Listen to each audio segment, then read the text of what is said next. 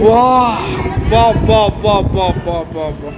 ఉంది కదా, ఇది వచ్చేసి రామసేతు నిర్మాణంలో వాడినటువంటి స్టోన్ లో ఒక భాగము. ఇది వాటర్ లో వేస్తే తేలుతుంది. నేను ఇప్పుడు కళ్ళతో చూసా, చూడండి తేలుతుంది.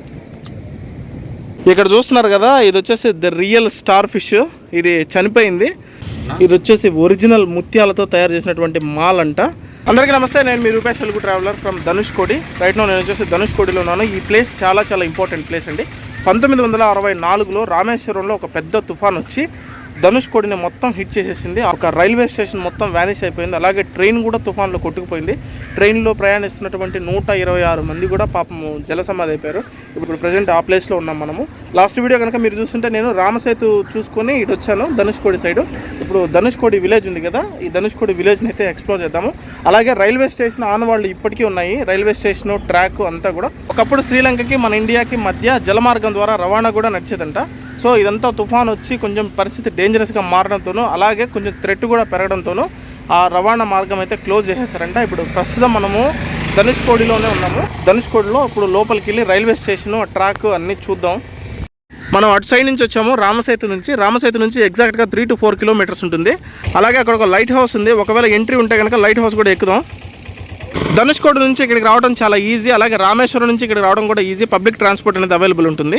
మనం ధనుష్కోడి నుంచి వచ్చాం కాబట్టి ఆటో ఎక్కొచ్చాను. ఆల్మోస్ట్ వాళ్ళు ఒక 50 రూపీస్ అయితే తీసుకున్నారు. ఇదంతా కూడా ధనుష్కోడి. ఒకప్పుడు తీవ్రమైన తుఫానులో పాపం వ్యానిష్ అయిపోయింది. ఇప్పుడిప్పుడే కొంచెం నార్మల్ అవుతుంది. ఇక్కడ స్టార్టింగ్లో మీకు ఒక చర్చ్ కనిపిస్తుంది రోడ్డు పక్కనే.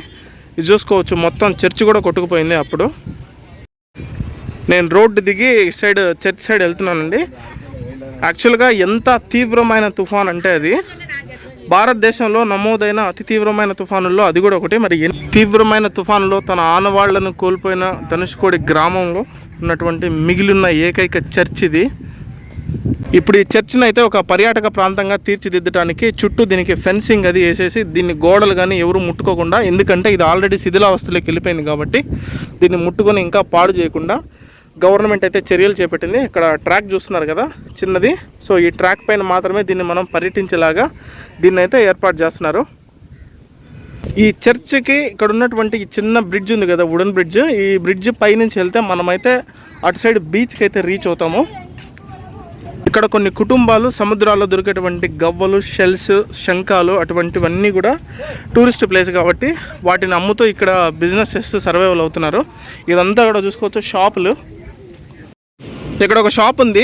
ఈ షాప్లో సముద్ర గర్భంలో దొరికే చాలా రకాల అమూల్యమైనటువంటి వస్తువులన్నీ సేల్ చేస్తారంట. వాటి గురించి కొన్ని తెలుసుకుందాం. ముత్యాల గురించి, పగడాల గురించి, అలాగే సముద్రంలో దొరికేటువంటి కొన్ని అమూల్యమైన వస్తువులన్నీ దొరుకుతాయంట. ఇక్కడ చూస్తున్నారు కదా, ఇది వచ్చేసి ద రియల్ స్టార్ ఫిష్. ఇది చనిపోయింది. దీన్ని సేల్కి అయితే ఉంచారు. ఇక్కడ చూస్తే ఇంకొక పిల్ల స్టార్ ఫిష్ కూడా ఉంది. ఇక్కడ చూస్తున్నారు కదా, ఇది వచ్చేసి ఒరిజినల్ క్రాబ్ అంట. ఈ క్రాబ్ ఇది చనిపోయి డ్రై అయిపోయింది, ఎండిపోయింది. బట్ అంతా కూడా పార్ట్ బాగుంది. ఇది సేల్కి ఉంచారు. ఇది చూడండి, ఇక్కడ సముద్రంలో ముత్యాలు ఎలా తయారవుతాయి అనేది ఆయన మనకు ఎక్స్ప్లెయిన్ చేస్తున్నారు. ஏஜ் வந்து 12 years. 12 years ஆச்சு. ஓகே. இது பேக் சைடு கிரைண்டிங் பண்ணி இந்த போல ரிமூவ் பண்ணிட்டு அதுக்கு அப்புறம் இந்த போல ரெடி பண்ணுவோம். ஓகே. 12 years. அது 24 yearsனா இந்த மாதிரி இருக்கும். ஓகே. 24 yearsா? 24 years. யாருமே பார்த்தது இல்ல. இது இப்படி இருக்குல்ல. இது வந்து அப்படியே ஓபன் பண்ணலாம். ஓகே. Oh my God. இது வந்து வெரி ரேர். ஓகே. எங்கேயுமே பார்த்தது இருக்கு. யாருமே பார்த்திருக்க மாட்டாங்க. 24 years பால்னா இந்த மாதிரி பிளாக்ல வரும். இதெல்லாம் இந்த மாதிரி பிளாக்ல வரும். இந்த பால் இந்த ஒரிஜினல் பால் எப்படி நம்ம செக் பண்ணுறது அப்படின்னு கேட்டிங்கன்னா இந்த இருக்குல்ல சார், இந்த மாதிரி தான் வரும் பால்லாம். இது அன்இவன். ஓகே. வைக்கிறது சரிங்களா. இது வந்துட்டு ஒரிஜினல் டூப்ளிகேட் எப்படி செக் பண்ணுறது கேட்டிங்கன்னா இது ఒరిజినలా? పక్కా ఒరిజినల్. ఓకే. ఇది వచ్చేసి ఒరిజినల్ ముత్యాలతో తయారు చేసినటువంటి మాల్ అంట. చూడండి ఇది எப்படி చెక్ பண்ணுறீங்க கேட்குறேன். ఒరిజినల్ డూప్లికేట్னா వేరియేషన్ చెకింగ్. ఇది డూప్లికేటా? ఒరిజినల్ డూప్లికేట్ని ఇంత ఓకే. ఇప్పుడు ఒరిజినల్ ముత్యాలకి డూప్లికేట్ ముత్యాలకి డిఫరెన్స్ ఎలా కనుక్కోవాలి మనం అనేది ఆయన చిన్న ఎక్స్పెరిమెంట్ చేసి చూపిస్తున్నారు. ఇక్కడ ఒక ఒరిజినల్ ముత్యాలని టెస్ట్ ఎలా చేయాలనేది ఆయన చెప్తున్నారు. ఒరిజినల్ ముత్యాన్ని ఐడెంటిఫై చేయడం ఎలా అంటే, ఇది ఉంది కదా, ఇది ఒరిజినల్ ముత్యమా కాదని ఎలా తెలుసుకోవడం అంటే, దీన్ని గ్లాస్ పైన కనుక గీకితే ఇలా లైన్స్ వస్తాయంట, అంటే చిన్న చాక్ పీస్ పెయింట్ లాగా వస్తుంది. ఇది ఒరిజినల్ అని ఐడెంటిఫై చేయొచ్చు అంట. ఏ ముత్యాల షాప్కి వెళ్ళినా సరే ఒరిజినల్ ముత్యాలను ఐడెంటిఫై చేసే ప్రాసెస్ ఇదే. ఇది ప్లాస్టిక్, సో చూడ్డానికి రెండు ఒకేలాగా ఉంటాయి, బట్ దీన్ని గ్లాస్ పైన గీకినప్పుడు మాత్రం ఎటువంటి లైన్ అయితే ఫామ్ అవ్వలేదు, కాబట్టి ఇది ఫేక్ ముత్యం, ఇది ఒరిజినల్. ఇది ఉంది కదా, ఇది వచ్చేసి రామసేతు నిర్మాణంలో వాడినటువంటి స్టోన్లో ఒక భాగము. ఇది వాటర్లో వేస్తే తేలుతుంది. నేను ఇప్పుడు కళ్ళతో చూసా, చూడండి, తేలుతుంది. ఈ రాళ్లను వాడే రామసేతు బ్రిడ్జ్ అనేది కన్స్ట్రక్ట్ చేయడం జరిగింది. చూడండి, మొత్తం అసలు వెయిట్లెస్ తేలుతుంది. అసలు ఎలా అయిపోయిందంటే ఇట్స్ లైక్ నార్మల్ థర్మాకోల్ లాగా ఉంది. అది హిందూ మహాసముద్రం శక్తి సీషెల్. సో భయ్య కూడా నాకు నీట్గా ఎక్స్ప్లెయిన్ చేశాడు ప్రతిదీ. సో సముద్ర గర్భంలో ఏమేమి దొరుకుతాయి ఏంటి అనేది. So I'm very impressed. ఎవరైనా సరే ఇటు సైడ్ వస్తే మాత్రం భయ్య షాప్లో షాపింగ్ చేయండి. ఇక్కడ చూస్తున్నారు కదా, ఇదంతా కూడా హిందూ మహాసముద్రము. హిందూ మహాసముద్రం అనేది అరేబియా మహాసముద్రంతో కలిసి కన్యాకుమారి దగ్గర ఇటువైపు హిందూ మహాసముద్రంగా ప్రవహిస్తుంది. ఇక్కడ చూస్తున్నారు కదా, శిథిలావస్థలో ఉన్న చిన్న బిల్డింగ్. ఇది ఆ రోజుల్లో ఉన్నటువంటి పోస్ట్ ఆఫీసు. అక్కడ కొన్ని శిథిలావస్థలో ఉన్న కొన్ని బిల్డింగ్స్ ఉన్నాయి కదా, ఆ బిల్డింగ్స్ కూడా మొత్తం వ్యానిష్ అయిపోయాయంట. అది రైల్వే క్వార్టర్స్. ఇంకొక విషయం ఏంటంటే, ఇక్కడ సముద్రం ఉంది కదా, ఈ సముద్రము ఇంకొక 1 monthలో మొత్తం ఇటువైపు వచ్చేస్తుందంట. ఒక 100 minutes ముందుకైతే వచ్చేస్తుందంట, ఇక్కడ దాకా వస్తుందంట. అలాగే వర్షాకాలంలో సముద్రం మొత్తం కూడా వెనక్కి వెళ్తుందంట. న్యాచురల్గా దానికి సముద్రానికే ఇది అడ్జస్ట్మెంట్ అనేది చేసుకుంటుందంట. చూడండి ఎలా ఉందో నేచర్. అసలు ధనుష్కోడికి ఎవరైనా వస్తే కనుక ఇక్కడ ఉన్నటువంటి షాప్స్లో కొంచెం షాపింగ్ చేయడానికి ట్రై చేయండి, ఎందుకంటే వాళ్ళకు కొంచెం హెల్ప్ అవుతుంది. వాళ్ళకి ఇది తప్పితే వేరే జీవనాధారం ఏం లేదు. సో సముద్రాన్ని, గవ్వల్ని, చేపల్ని నమ్ముకొని బ్రతుకుతున్నారు వాళ్ళందరికీ. సో టూరిస్ట్ పైన ఆధారపడి ఎన్నో కుటుంబాలు బ్రతుకుతున్నాయి, కాబట్టి కొంచెం షాపింగ్ చేయడానికి ట్రై చేయండి. మనం సినిమా థియేటర్లలో లేకపోతే మన సరదాలకి ఖర్చు పెట్టే 100-200 వాళ్ళకి పాపం ఇక్కడ హెల్ప్ అవుతుంది.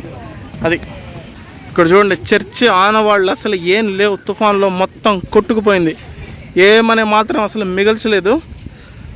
ఇప్పుడే ఇలా ఉంటే అసలు తుఫాన్ టైంలో దీని పరిస్థితి ఊహించుకుంటేనే భయంకరంగా ఉంది. చూస్తున్నారు కదా, తుఫాన్ వచ్చి 1964వ సంవత్సరం డిసెంబర్ 23వ తేదీ అర్ధరాత్రి వచ్చింది. అన్ఎక్స్పెక్టెడ్ సైక్లోన్ అది. అండ్ ఒక ట్రైన్ పంబన్ నుంచి ధనుష్కోడి ప్యాసింజర్ ఏదైతే ఉందో ఆ ట్రైన్లో జనాలు వస్తూ ఉంటే ఆ ట్రైన్ కూడా మొత్తం తుఫాన్లో కొట్టుకుపోయింది. ఇప్పుడు మనం రైల్వే స్టేషన్ చూడడానికి వెళ్తున్నాము. రైల్వే స్టేషన్ బ్యాక్ సైడ్ ఉంటుంది. మనం ఇందాక అక్కడ ఉన్నాం కదా, అలా కొంచెం ముందుకు నడుచుకొని వస్తే ఈ లెఫ్ట్ సైడ్ రైల్వే స్టేషన్ కనబడుతుంది, ధనుష్కోడి రైల్వే స్టేషను. ఇది భారతదేశానికి సంబంధించి చిట్ట చివరి రైల్వే స్టేషన్ ఒక ఎండ్లో. ఇక్కడ ఒక శివాలయం కూడా ఉంటుంది. నేను లాస్ట్ టైం వచ్చినప్పుడు ఇక్కడ శివాలయం దగ్గర చాలా సేపు టైం స్పెండ్ చేశాను. ఆ ఫొటోస్ కూడా పెడతాను చూడండి. ఇక్కడ ధనుష్కోడి శాలిగ్రామ్ టెంపుల్, శివుడు ఇక్కడ మెయిన్. ఇక్కడ నేను లాస్ట్ టైం ఉండిపోయాను, చాలాసేపు ఉండి ఇక్కడే పూజ చేసుకుని వెళ్ళాను. ఇక్కడ మీరు చూస్తున్నారు కదా, ఈ రాళ్లతోటి పెద్ద పెద్ద కన్స్ట్రక్షన్ ఆర్ట్స్ లాగా ఉంది. ఇది రైల్వే స్టేషన్ కాదు యాక్చువల్లీ. ఇది రైలు ఇంజన్ని సర్వీస్ చేయడానికి ఉపయోగించేటువంటి వాటర్ ట్యాంకరు. వెనకాల ఆ బిల్డింగ్ కానీ ఇది కానీ. సో దీని మధ్యలో వాటర్ని స్ప్రే చేసి రైలు ఇంజన్ అయితే క్లీన్ చేసేవాళ్ళు. ఇక్కడ మీరు చూస్తున్నారు కదా, ఇది వచ్చేసి రైల్వే ట్రాక్. 1964 సైక్లోన్కి ముందు ట్రైన్ అనేది అంతా కూడా వచ్చిపోయేదంతా ఈ ట్రాక్ పైన నడుస్తుంది. చూడండి, ఇదంతా కూడా రైల్వే ట్రాక్. ఇప్పటికి శిథిలాలు మాత్రమే మిగిలాయి, మొత్తం సైక్లోన్ తుడిచిపెట్టుకుపోయింది. ఇక్కడ చూస్తున్నారు కదా పరమశివుడు. ఇక్కడ చాలా పెద్ద హిస్టరీ ఉందండి. రాముడు ఈ శివలింగాన్ని పూజించారంట. ఇది కాలగర్భంలో కలిసిపోయిందంట. జమ్మూ కాశ్మీర్ నుంచి సిద్ధులు ఒక ఆయన వచ్చి ఆయన ఇక్కడ ధ్యానంలో కూర్చొని ధ్యానంలో ఉన్నప్పుడు ఈ శివలింగం అంతర్భాగం అయిపోయిందంట భూమిలో. ఆయనకి స్వప్న సాక్షాత్కారం వచ్చి దివ్య దృష్టితో చూసినప్పుడు ఈ శివలింగం ఇక్కడే ఉందని చెప్పారంట. అప్పుడు దీన్ని తీసి బయట తీసి అప్పటి నుంచి పూజలు చేస్తున్నారు. అక్కడ ఆ మహర్షి ఫోటో కూడా ఉంది చూడండి, ఆయనే అంట సిద్ధుడు. ఆయనకే దివ్య దృష్టి ద్వారా ఈ శివలింగాన్ని కనిపెట్టారంట. ధనుష్కోడిలోనే ఒక లైట్ హౌస్ ఉంది కదా, ఆ లైట్ హౌస్ని అయితే ఇప్పుడు మనం ఎక్కబోతున్నాము. ఇప్పుడు ఈ లైట్ హౌస్ ఉంది కదా, ఈ లైట్ హౌస్ పైకి ఎక్కి చూస్తే మనం ఒక కెమెరా తీసుకుని జూమ్ చేసి చూస్తే శ్రీలంకలోని జాఫ్నా కనపడుద్దంట. చూద్దాం కనపడుద్దా లేదా. నేను ఆ లైట్ హౌస్ దగ్గరికి వెళ్తున్నాను. ఎంట్రీ ఉంటే మాత్రం డెఫినెట్గా నేను మీకు పైకి వెళ్ళి మొత్తం చూపిస్తాను, రామసేతు సరౌండింగ్ అంతా చూపిస్తాను. అలాగే శ్రీలంకలో ఉన్నటువంటి జాఫ్నా కూడా కనపడుతుందంట. కొంచెం జూమ్ చేసి చూస్తే మన దగ్గర బైనాకులర్ కానీ అట్లాంటిది ఏదన్నా ఉంటే సో చూద్దాం కనపడుద్దా లేదనేది. వచ్చేసాం లైట్ హౌస్ దగ్గరికి. ఇప్పుడు ఈ లైట్ హౌస్ అయితే ఎక్కబోతున్నాను నేను. లిఫ్ట్ లేకుండా స్టెప్స్ మాత్రం ఉంటే నేనైతే చచ్చిపోయా అసలు ఎక్కలేక. మనమైతే ఇప్పుడే లైట్ హౌస్ దగ్గరికి అయితే వచ్చాం. లోపలికి వెళ్ళి టికెట్స్ తీసుకుందాం. ఇక్కడ ఈ లైట్ హౌస్కి సంబంధించి టికెట్స్ అయితే ఉన్నాయి చూడండి. ఎంట్రీ వచ్చేసి అడల్ట్కి 10 రూపీస్, చిల్డ్రన్కి 5 రూపీస్, ఫారినర్కి 25, ఫోటోగ్రఫీ కానీ వీడియోగ్రఫీ కానీ 20-25 రూపీస్ ఉంది. అండ్ టైమింగ్స్ వచ్చేసి 10 AM to 1 PM అండ్ మధ్యాహ్నం వచ్చేసి 2:30 PM to 5:30 PM వరకు అయితే ఉంది. ఇప్పుడు ఈ లైట్ హౌస్ నుంచి చూస్తే మనకు శ్రీలంకలోని జాఫ్నా కనపడుతుందంట. చూద్దాం. హ్యాపీ ఏంటంటే లిఫ్ట్ ఉందంట. అవధులు లేని ఆనందం అండి. ఏంటో తెలుసా, దీనికి లిఫ్ట్ ఉండటం. చెప్పల్స్ అవి నాట్ అలౌడ్, కిందనే వదిలిపెట్టేసి వెళ్ళాలి. ఇక్కడ ticket checking and security checking also. ఇందాకటి నుంచి ఎండలో తిరుగుతూ కాకిలాగా మాడిపోయాను నేను. ఇప్పుడు కొంచెం లైట్ హౌస్ షెల్టర్ లెక్క వచ్చిన తర్వాత కొంచెం నీడ ఉంది. హ్యాపీ. సో వెయిట్ చేయమని చెప్పారు ఒక 5 minutes. పైకి వెళ్దాం. పైకి వెళ్ళి శ్రీలంకలోని జాఫ్నా చూద్దాం. ఫస్ట్ నేను అదే చూడాలనుకుంటున్నాను. లోపలికి వచ్చాక లిఫ్ట్ అయితే ఉంది. బ్యాగ్స్ అవి నాట్ అలౌడ్ అంట. మన లగేజ్ బ్యాగ్స్ అన్నీ కూడా ఇక్కడే పెట్టేయమంటున్నారు. ఇక్కడ ఒక్కసారి లైట్ హౌస్ లోపల చూడండి ఎలా ఉందో. మొత్తం 11 floors అంట ఇది బిల్డింగ్.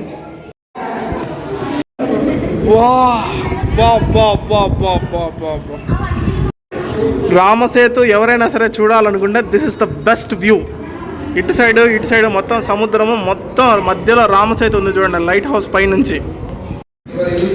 కిందంతా కూడా ధనుష్కోడి విలేజ్, మధ్యలో రోడ్డు ఉంది చూడొచ్చు. ఇక్కడ నుంచి చూస్తే అసలు గుండె గుబేలం అంటుంది. చూడండి మొత్తం రామసేతు వ్యూ, సముద్రం. ఫోన్లు ఇండ్లు అవి బయట పెడితే ఇంకంతే సంగతులు, ఇంకేం ఉండదు, చెప్పుకోవడానికి ఏం మిగలదు. ఒక్కసారి పైనుంచి వ్యూ చూడండి. మొత్తం రామసేతు, సముద్రం అంతా కనపడుతుంది. వావ్. అక్కడ డెడ్ లైన్ ఉంది కదా, అక్కడ డెడ్ లైన్. అక్కడ వెదర్ కనుక బాగుంటే జాఫ్నాలో ఉంటే లైటింగ్ అయితే కనపడే అవకాశం ఉందంట. అక్కడ క్లైమేట్ అది బాగలేదు, కొంచెం క్లౌడీగా ఉంది కాబట్టి జాఫ్నా అనేది కనపడడం లేదు. ఇదంతా కూడా చూడొచ్చు. ఈ డైరెక్షన్లో వస్తుందంట శ్రీలంక. మన ఇందాక టికెట్ తీసుకున్నాం కదా, టికెట్ కౌంటర్ చూడండి అసలు ఎంత డెప్త్లో ఉందో. ఇక్కడ నుంచి ఫోన్లు కానీ ఏమైనా పడితే అంతే సంగతులు. ఇది రామేశ్వరం వెళ్ళే రోడ్డు. నేనైతే మాత్రం ఫుల్ హ్యాపీ. ఎందుకంటే రామసేతుని ఇట్లాంటి వ్యూ నేను ఎప్పుడూ చూడలేదు. ఇది చూడాలంటే ఒక హెలికాప్టర్లోనో ఫ్లైట్లోనో వస్తే తప్ప మనకి వ్యూ కనపడదు. ఇంత హైట్లో ఉంది కదా. సో ఆల్మోస్ట్ ఆల్ ఒక 100 meters ఉంటుంది హైట్. మాత్రం 100 meters పైన ఉంటుంది ఇంచుమించు. అక్కడ ఒక చిన్న బెడ్ లాగా కనిపిస్తుంది చూడండి. ఆ బోట్ వెళ్తా ఉంది, దానికి చిన్న ఒక దిన్నెలాగా కనపడుతుంది. అది వచ్చేసి కచ్చదీవులు అంట. ఆ వైపుగా వెళ్తే మన కెమెరాలో అసలు కనిపించట్లేదు. మన కెమెరా రిజల్యూషన్ అంతంత మాత్రమే కాబట్టి మనకు ఆ మాత్రమే కనపడుతుంది. అసలు అది చూడాలంటే టెలిస్కోప్ కానీ బైనాకులర్ కానీ ఉండాలి. నాకైతే లైట్గా కనపడుతుంది నాకుడ్ అయితోటి. ఫుల్ మార్క్స్ లైట్ హౌస్కి అయితే. నేనైతే మొత్తం లైట్ హౌస్ పైన ఒక రౌండ్ వేస్తానే ఉన్నా అప్పటి నుంచి. ఆ వ్యూ ఈ వ్యూ అంతా షూట్ చేసి. ఇక్కడ మ్యాక్సిమం 5 to 10 minutes మాత్రమే టైం ఇస్తున్నారు అందరికీ. సో జనాలు ఎవరు క్రౌడ్ ఎక్కువ లేకపోతే ఒక 10 minutes అటు ఇటు ఉండొచ్చు అంతే. అంతకు మించి ఇంకా వేరే పాసిబిలిటీ ఏం లేదు. కానీ మస్తు ఉందిరా బై. తప్పకుండా రామేశ్వరం వచ్చిన వాళ్ళు లైట్ హౌస్ని అయితే విజిట్ చేయండి. మీకు టైమింగ్స్ అన్నీ కూడా నేను చెప్పాను కదా ఆల్రెడీ. సో తప్పకుండా విజిట్ చేయండి. Most important place. ఇది 2022లో కన్స్ట్రక్షన్ చేసి ఇనాగురల్ చేశారు. సో అంతకుముందు లేదు ఇది. సో ఇప్పుడు రీసెంట్గా రామేశ్వరం ట్రావెల్ చేసే వాళ్ళందరికీ ఇది ఒక మంచి ఆప్షన్. లాస్ట్ షాట్ చూపిస్తాను మొత్తం రామసేతు అంతా. ఎందుకంటే నా ఫోన్లో ఛార్జింగ్ కూడా మింగింది. ఎందుకంటే కంటిన్యూస్గా ట్రావెల్ చేస్తున్నాము, షూట్ చేస్తూనే ఉన్నాము కాబట్టి ఛార్జింగ్ కూడా లేదు. సో లాస్ట్ కొన్ని షార్ట్స్ మాత్రం ఇక్కడ రామసేతు, ఈ లైట్ హౌస్ సరౌండింగ్స్, 2 సముద్రాలు చూపించిన తర్వాత ఇంకా వీడియోని అయితే ఎండ్ చేస్తాను. ఇందాక మనం ఉన్న షాప్ అది అక్కడ ఉంది. అక్కడ క్లియర్ కట్ రామసేతు వ్యూ. ఇంతకు మించి రామసేతు వ్యూని అయితే చూపించడం ఇంకా ఎవరి వల్ల కూడా కాదు. ఇంత మంచి వ్యూ చూసాం కాబట్టి ఈ వీడియోని ఇక్కడితో ఆపేయడమే బెటర్. సో నన్ను అడిగితే మాత్రం ఈ వీడియోని ఇక్కడితోనే ఆపేస్తాను. రామేశ్వరం వీడియోస్ ఎవరైనా కనుక మిస్ అయితే ఛానల్లోకి వెళ్ళి ఒకసారి వీడియోస్ అన్నీ కూడా చూడండి. రామేశ్వరం చాలా మంచి ప్లేస్. 12 జ్యోతిర్లింగాల్లో ఒక మోస్ట్ ఇంపార్టెంట్ జ్యోతిర్లింగం ఇది కూడా. సో వీడియోస్ అన్నీ కూడా నేను ఆల్రెడీ చేస్తున్నాను. ఎవరైనా కనుక వీడియోస్ మిస్ అయితే మాత్రం తప్పకుండా ఛానల్ ఓపెన్ చేసి చూడండి. అలాగే కొత్త వాళ్ళు ఎవరైనా మన ఛానల్ చూస్తుంటే కనుక సబ్స్క్రైబ్ చేసుకుని నోటిఫికేషన్ బిల్ ఆన్ చేసుకోండి. లైక్ కొట్టడం మర్చిపోతూ వీడియో నచ్చితే మాత్రం షేర్ చేయండి అండ్ కామెంట్ చేయండి. Thank you so much. Love you all. Bye. Take care.